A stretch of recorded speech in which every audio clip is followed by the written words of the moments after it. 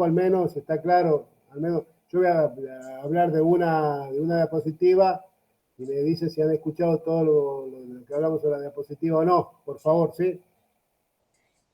Bueno. Bueno, vamos a hablar del primer concepto. ¿Están viendo la diapositiva? Sí. Perfecto. El primer concepto del que vamos a hablar es el de abstracción, ¿sí? Como dice ahí, sirve para identificar, como dice acá, y separar características esenciales e importantes de un objeto y omitir las que no son relevantes. O sea, logra hacer que el modelo sea más simple y más fácil de entender. Ahora vamos a dar un ejemplo y lo vamos a explicar. Se logra con la creación de una interfaz clara, concisa, para interactuar con objetos. Se definen métodos que representen acciones específicas y que se pueden realizar con los objetos sin entrar en detalle. ¿A qué hace referencia esto? Por ejemplo, acá vamos a trabajar con lo que se llaman justamente lo que es abstracción, es decir, con clases y métodos abstractos, ¿sí? Las clases abstractas, ustedes, por ejemplo, vamos a manejarnos a través de un ejemplo, y ya después se los voy a pasar también. Por ejemplo, si nosotros queremos definir, por ejemplo, una clase abstracta que llamemos animal, y esa clase abstracta no va a representar a un único animal, representa a todo animal de cualquier característica, ¿sí? Sean, qué sé yo, animales salvajes, animales domésticos, podemos abarcar aquellos que son de sangre, no sé, que son aves, los que son reptiles, los que son felinos, ¿sí? Toda esta clase abstracta animal los abarca a todos. Y yo lo que, por ejemplo, puedo hacer a través de la abstracción es definir, por ejemplo, un método abstracto también que involucre a todos esos animales, por ejemplo. Por ejemplo, el método de definir voz o sonido, definir tipo de sonido. Que, por ejemplo, la clase se llama sonido animal, ¿sí? Definimos a través de def, creamos el método def, sonido del animal, ¿sí? Y ese método abstracto va a servir para todos los animales, no para uno en particular, sino para todos. Lo que voy a hacer yo más adelante, cuando ya trabaje con una instancia de la clase animal, que es la clase abstracta, es definir qué es lo que voy a hacer con ese método, qué va a hacer ese método. Es decir, cuando yo defino el método de forma abstracta, no digo qué es lo que va a hacer específicamente, simplemente lo declaro. Def, sonido del animal. Def, no sé, voz del animal, ¿sí? Podría ser cualquier otro tipo de... Este es un ejemplo simple del que le estoy dando, ¿sí? Y a la vez después cuando ya trabajo con el método abstracto, que es el que estamos hablando, sonido animal o ruido animal, cuando yo creo instancio de esa clase abstracta animal, por ejemplo, no sé, lobo, vaca, ¿sí? Creo una instancia de esa clase animal, ¿sí? De la clase animal, lo que hago es a ese método abstracto que he creado, ¿sí? Le asigno un valor. Voy a ver si les puedo mostrar el ejemplo, así ustedes lo ven más claro, ¿sí? Vamos a ver si puedo mostrarles.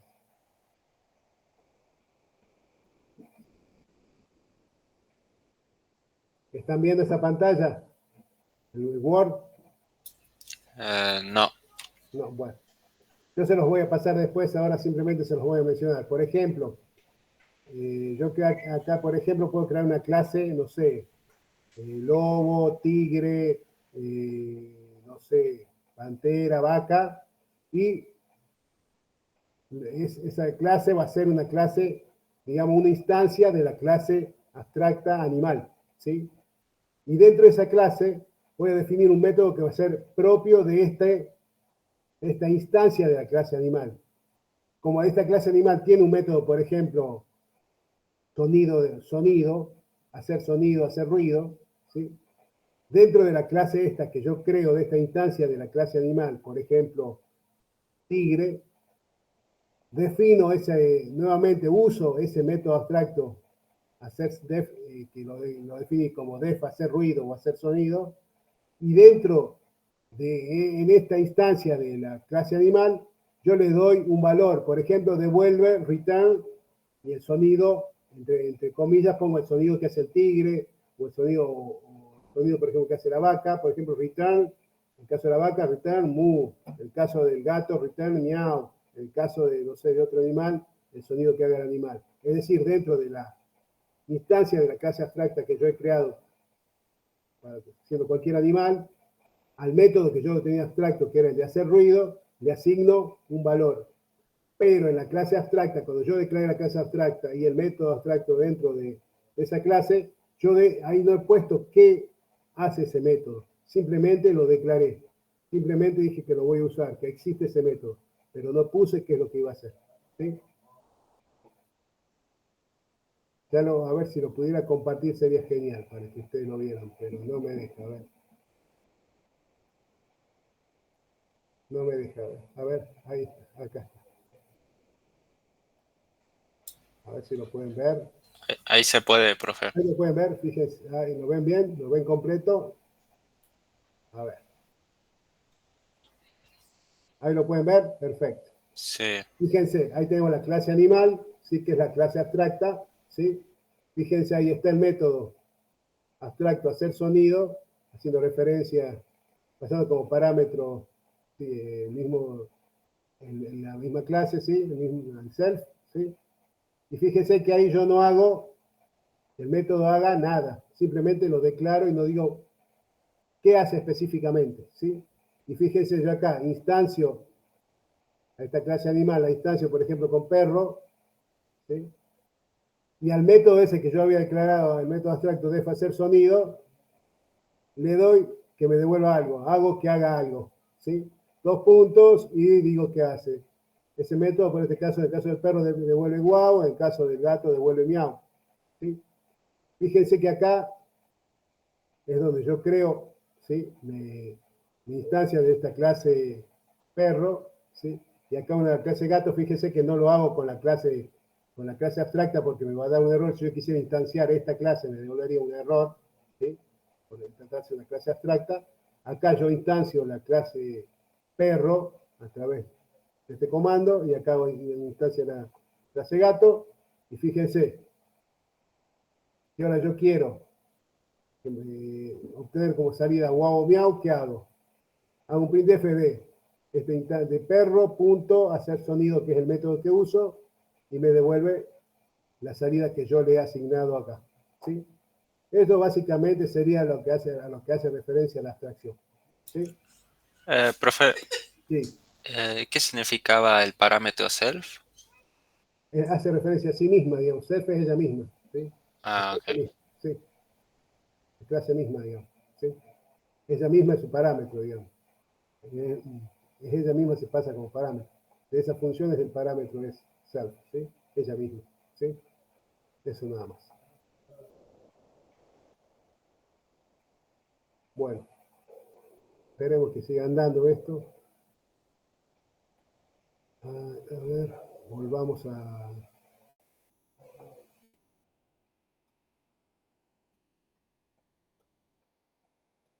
ver,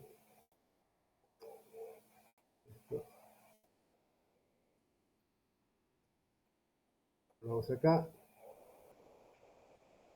Vamos a ver el segundo concepto dentro de estos conceptos vinculados a programación orientada a objetos relacionados con el lenguaje Python, ¿sí? Vamos a ver si me deja esto, a ver.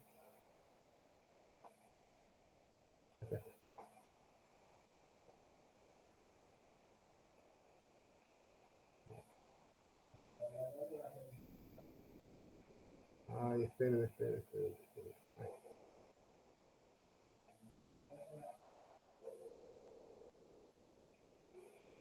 ¿Qué es el encapsulamiento? ¿Sí? Este es el segundo concepto que vamos a ver. Básicamente se lo utiliza para ocultar esos detalles internos de una clase. Se garantiza que los objetos se mantengan en un estado consistente y se evitan que se modifiquen sin control. Esto es cuando yo quiero que, por ejemplo, determinados métodos o determinados atributos de algunos objetos ¿sí? sean visibles para algunos y no sean visibles para otros usuarios comunes. Es decir, sean visibles para algunos usuarios en particular. Por ejemplo, dice, se utiliza, para los atributos y métodos privados se nombran comenzando con este doble guión. Si yo referencio con este doble guión el inicio del nombre, ¿sí? de un método o de un atributo, lo que hago es no hacerlo visible para todos los usuarios, como justamente para evitar que cualquiera pueda acceder a tocar alguno de estos componentes, sea un método o sea un atributo en particular de ese método, ¿sí? Que esté dentro de ese método. ¿Cómo hago esto? Lo hago con este doble guión, que ese doble guión tiene que ir antes del nombre del método o antes del nombre del atributo. Con esto evito que cualquiera tenga acceso a alguno de esos componentes. Solo aseguro que al que yo defina va a tener acceso a esos atributos, ¿sí? En este caso, si yo los declaro de esta manera, evito que cualquier persona esté modificando, tocando de una manera irresponsable, digamos, algún componente de mi programa, ¿sí? Simplemente ese es el concepto de encapsulamiento. Ahí tenemos un ejemplo, fíjense, por ejemplo, la clase persona, fíjense que el método init para crear, digamos, el init es para crear básicamente una instancia de esta clase. Fíjense que tanto el atributo nombre como tanto el método para crear, digamos, una instancia como los atributos nombre y edad son privados, no son públicos, no están a la vista para todos. Lo mismo con el método getNombre, fíjense, perdón, con el atributo de getNombre, porque en getNombre, nombre solo tiene un guión por delante, no es un método oculto. Sí, el parámetro nombre, ¿sí? Fíjense que set punto doble guión nombre indica que este parámetro nombre está oculto, o sea, es privado, no oculto, es privado, no cualquiera puede acceder.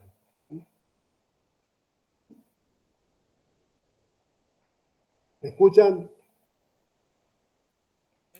Sí, sí, Sí, profe. bueno. Ahora vamos a ver algo que ustedes ya también deben conocer, el concepto de herencia, y acá que dice el concepto, dice, da la posibilidad de crear nuevas clases a partir de una clase padre, lo que nos va a permitir muchas veces ahorrar tiempo y reducir complejidad del código. Para utilizar este concepto en Python, nos valemos de la palabra clave class, seguido el nombre de la clase hija y entre paréntesis el nombre de la clase padre. Acá vamos a ver un pequeño ejemplo, ¿sí? Por ejemplo, acá tenemos la clase padre, definimos clase vehículo, esa es la clase padre. Fíjense que tiene un método que arranca con doble guión, es decir, un método que no es accesible por todos, que es un método privado. Se define la marca y el modelo del vehículo. Luego hacemos una impresión de los datos a través de esta línea que estamos viendo en pantalla, ¿sí? Y luego, fíjense, creamos la clase hija, que se llama automóvil. Para referenciarla, ya nos dijo el concepto anterior, ponemos la palabra clave class seguida de esta palabra automóvil, que es el nombre de la clase hija, y entre paréntesis el nombre de la clase padre, que es vehículo, de la cual automóvil va a heredar los métodos que se involucren, pues son los métodos, los atributos que ella tenga, ¿sí? Y puedes tener el agregado de algún otro, ¿sí? Fíjense que en este caso agrega al método init, le agrega también el atributo cilindrada, ¿sí? Y agrega otros métodos más, por ejemplo este que se llama super punto guión bajo, doble guión bajo, init, doble guión bajo, marca modelo, y otro, y acá le define un valor para el atributo cilindrada, ¿sí? Esos son atributos propios de esta clase hija, pero ha heredado los atributos y los métodos de la clase padre vehículo, ¿sí? Por supuesto, sí, puede sufrir modificaciones como vemos acá, pero lo que siempre va a heredar es lo que ya trae de la clase padre, ¿sí? Creo que el ejemplo está sencillo, creo que no es complicado, creo que está claro, ¿sí? ¿Sí o no? Díganme, chicos, si no lo vemos de nuevo.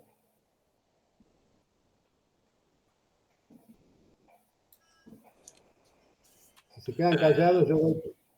Profe, cuando Sí, dice super.init, ahí está llamando al init del otro, de la clase claro, padre. Claro. ¿Y Acá, por qué no acá, está, lleva acá, el... acá está llamando a la clase padre, ¿sí? Sí, Acá está llamándole a la clase padre, ¿sí? Fíjate, ¿sí? y le he agregado el atributo ahí, el atributo cilindrada. ¿Sí? Este es otro método. Este es otro método. ¿Sí? Otro método propio de esta clase que hija, digamos. ¿Sí? Es propio de esa clase hija, nada más.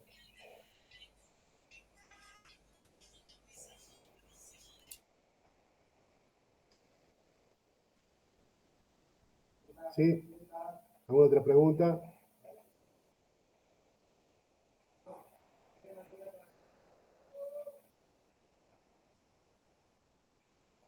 Pues si no me preguntan, yo sigo, chicos. ¿Eh? La clase de hoy va a ser esto que ustedes ya inclusive ya lo había dejado disponible como para que ustedes lo vean y después me estén haciendo preguntas. ¿Sí?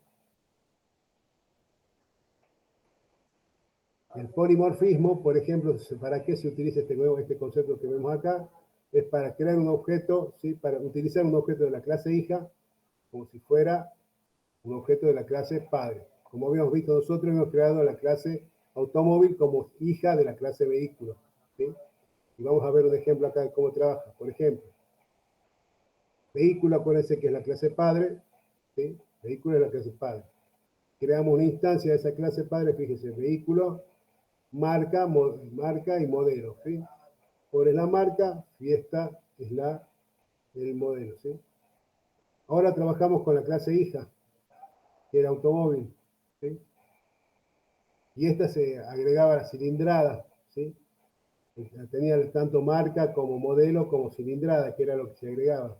Fíjense, acá creamos una instancia de esta clase hija, asignándole la marca Renault, el modelo Megane, o Megane, como dice acá, y la cilindrada, o sea, el motor de 1.6, ¿sí?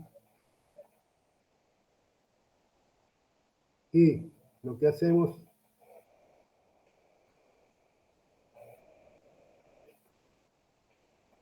vamos a hacer la impresión de datos,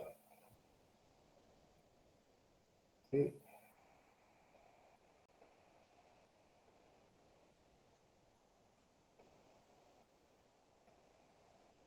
Y simplemente hacemos la impresión de ambos, ¿sí? Tanto de lo que es la instancia hija como la instancia padre a través de este comando, ¿sí? Nada más.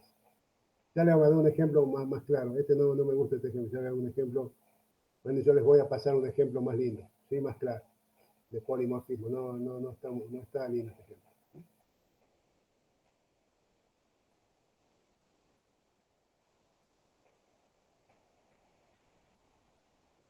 Y por último vamos a ver, perdón, como penúltimo concepto, a ver, decoradores. Vamos a ver dos cosas más, tres cosas más, perdón, los métodos mágicos. Fíjense que nosotros habíamos definido lo que comenzaban con doble guión como métodos a los que eran privados y que no tenían accesos cualquiera. Pero hay otros métodos que no solo comienzan con dos guiones, sino que terminan también con dos guiones y estos se los definen como métodos mágicos, reciben ese nombre los que tienen este tipo de declaración. Su nombre comienza y termina con dos guiones bajos. Fíjense en los que hemos usado en algunos casos, por ejemplo el init, que lo hemos usado en funciones anteriores.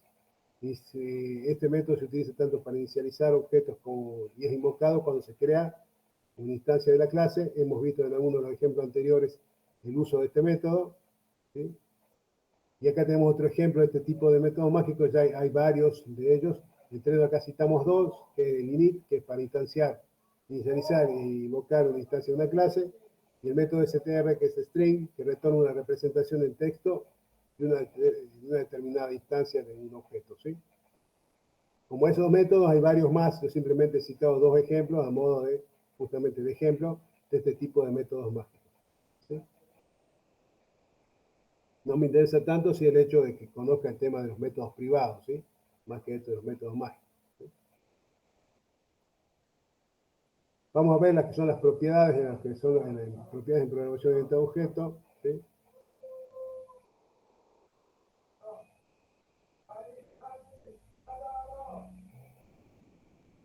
Esperemos a ver qué hacemos de esto. No vamos a ver todo. Esperen un segundo.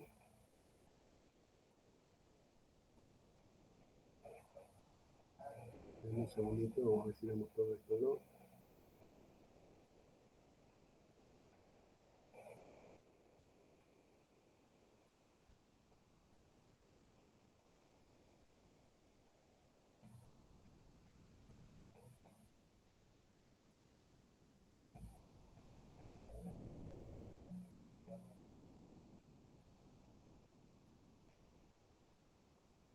lo vamos a ver. Lo que vamos a ver de acá, lo último, es lo que es el manejo de excepciones. Estos conceptos que están acá de decoradores no lo vamos a ver, ¿sí? Y este no, tampoco no me gusta, lo voy a modificar. Si ya cuando lo suba lo voy a modificar al que he subido, ¿sí? No me gusta eso que están esas dos diapositivas, ya lo hice muy apurado. Lo que es manejo de excepciones sí me interesa, esto es importante. Las excepciones son errores que pueden ocurrir en el código y que si no se manejan adecuadamente puede hacer que el programa se bloquee o falle, ¿sí? Acuérdense, en cualquier lenguaje de programación, ¿sí? Ustedes tienen que manejar el tema de estas excepciones, no solo acá en programación orientada a objetos. Imagínense ustedes cuando están trabajando, ustedes, qué sé yo, un programa, por ejemplo, que se encarga de hacer una división y que ustedes tienen que introducir, por ejemplo, el valor de un numerador y un denominador. Supongan que ustedes ponen, por error ponen el denominador 0, ¿sí? El programa tiene que devolver algún tipo de error. Si ustedes lo permiten, va a devolver un error, se va a bloquear o va a saltar un error y se va a clavar. Ustedes tienen que especificar en algún lado que si se produce una división por 0, al toque emitir un mensaje de error, no permitir que se efectúe la operación y emitir un mensaje de error. En este caso, la programación orientada a objetos también involucra ese concepto, ¿sí? Las excepciones dicen que son errores que pueden ocurrir en el código que si no se contemplan como debe ser, el programa puede fallar o bloquearse. También puede quedar en un bucle eterno, puede hacer, si ustedes definen mal un bucle en algún lenguaje de programación, el que fuera, ¿sí? Pueden hacer que el programa quede dando vueltas, vueltas y quede colgado. Dando vueltas, usted dice, ¿qué pasa? El programa no termina más. Y no. Capaz que ustedes la condición que han puesto para la salida del programa nunca se cumple y queda el programa dando vueltas o imprimiéndole unas líneas de texto que no terminan nunca más, ¿sí? Porque ustedes han puesto mal la condición, porque ustedes han puesto mal justamente la condición de salida de ese bucle, ¿sí? O de esa parte del programa. Eso también es contemplado acá en programación orientada a objetos. En este caso, en la programación orientada a objetos, estos errores se van a manejar utilizando el comando try y el comando exec, ¿sí? Este comando dice intenta ejecutar el código dentro del bloque try y si ocurre una excepción, el programa se moverá hacia el bloque except donde se va a manejar esa excepción, ¿sí? Y acá vamos a ver un pequeño ejemplo, ¿sí? No está muy clarito, justo quedó en el borde de la pantalla. Fíjense, definimos la clase división, ¿sí? Definimos el método, fíjense, el método este es un método mágico, pero bueno, también es un método que es privado, ¿sí? Que tiene dos parámetros, ¿sí? num1 y num2, y toma estos valores, ¿sí? Tenemos otro método que es división, y fíjense, el resultado a qué es igual, a la división de num1 por num2, ¿sí? Y devuelve la variable de ese resultado. ¿Y cuál es la excepción de la que habíamos dicho? En el caso de que la división sea división por 0, ¿sí? En el caso que num2, el parámetro num2 sea 0. En este caso debería ir por esta excepción y emitir un mensaje de error. A ese tipo de conceptos hace referencia el manejo de excepciones en programación orientada a objetos. Es lo mismo que nosotros manejamos en otros lenguajes de programación, ¿sí? No en la programación orientada a objetos, con el objeto justamente de evitar que el programa se bloquee o entre en un bucle infinito, porque a veces entre los programas no se crea el programa, pero queda dando vueltas, colgado, como le digo, le imprime, no sé, un mensaje de manera infinita, o queda titilando el cursor, ¿sí? Y no les permite hacer nada más, porque queda en un bucle mal definido, en el que nunca va a salir el programa. Acá en programación orientada a objetos, ¿cómo se maneja estos conceptos? A través del comando try y el comando except, ¿sí? Try va a intentar ejecutar lo que está dentro justamente de ese bloque try. Y el except va a definir el caso de alguna excepción que se pueda llegar a producir, ¿sí? Con respecto a lo que se trata de ejecutar en la parte del try. Si sale en este caso con la división por 0, ahí va a salir, fíjese, except dice división por 0, error. O sea, va a emitir un mensaje de error diciendo que la división por 0 no se puede hacer. Estos son los conceptos que básicamente me interesan que sepamos de lo que es programación orientada a objetos. Esto es lo más básico, ¿sí? Ahora voy a salir de acá.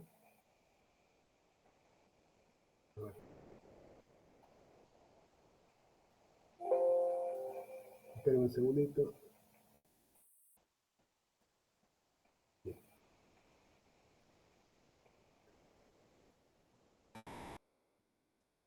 Con esto. Bueno. Fíjense chicos, acá lo único que, a ver, quiero compartir. Voy a compartir el correo, presentar otra cosa. Esto es lo que están viendo. Yo en el aula virtual también les he compartido un par de apuntes. Estoy abriendo uno, lo están viendo. Sí, fíjense, dice en programación de objeto, definimos clases que sirven para crear objetos. Bueno, todo esto es un apunte vinculado a lo que es programación orientada a objetos en Python, ¿sí? Donde acá tenemos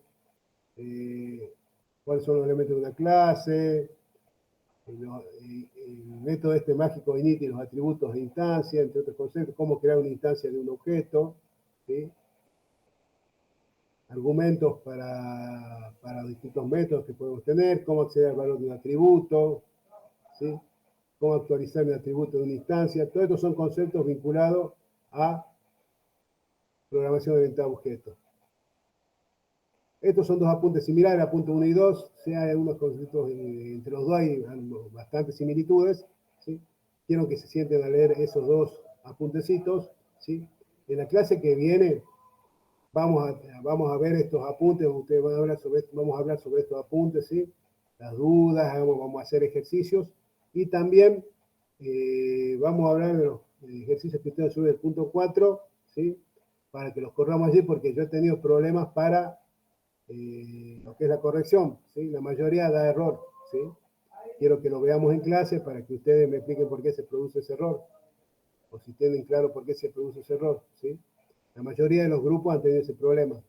Y hay un solo grupo que ha podido corregir que no ha dado ese error, el resto todos tienen ese mismo tipo, el mismo error. Así que lo vamos a ver en la clase que viene, digamos, que va a ser personal, ¿sí? Va a ser el aula, lo vamos a hacer el lunes que viene, ¿sí? Perdón, el jueves que viene, yo estoy mezclando los días. El jueves vamos, otra cosa, el miércoles, perdón, otra vez, estaba acostumbrado a tener los jueves. El miércoles vamos a tener sala 5, ¿sí? Ahí vamos a tener que instalar tanto el Visual Studio Code como el Python. Si yo puedo conseguir, yo ahora no estoy en la facultad, no estoy trabajando, estoy ahora de licencia, pero como profesor no, digamos, así que yo voy a pedirle a mis compañeros si pueden instalar este software para el miércoles, ¿sí? En sala 5, así que espérenme afuera, no entren a la sala 2 que está abierta porque está asignada a otra clase, hemos intercambiado con la docente, así que les pido que estén atentos el miércoles para que no solo veamos estos dos apuntes, apunte 1 y 2 que están en el aula virtual, vinculados a lo que es programación de objetos, sino también vamos a ver lo que es digamos, los ejercicios que están dados para la unidad 4 y que no están funcionando, ¿sí? Eso sería todo, chicos, para hoy. Por eso quería hacer virtual, para que no tengamos que ir por media hora ni 40 minutos a la facultad. Nos estamos encontrando el miércoles en sala 5, ¿sí? Lean estos apuntes, así ya de ahí sacamos dudas, todo. Yo se los dejo a mano.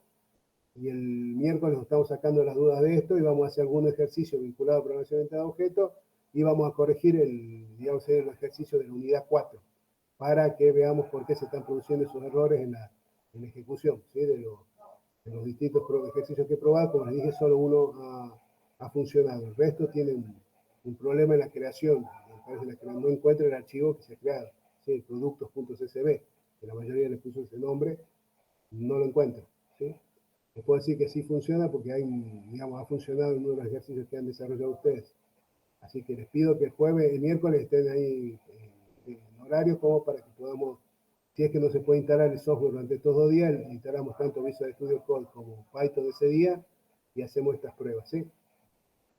Bueno, chicos, eso sería todo por hoy, ¿sí? Nos encontramos el jueves para hacer los ejercicios estos, practicar, sacarse dudas vivo, que no es lo mismo que acá de manera virtual, y hacemos un ejercicio de programación orientada a objetos y también corregimos el otro. ¿Sí?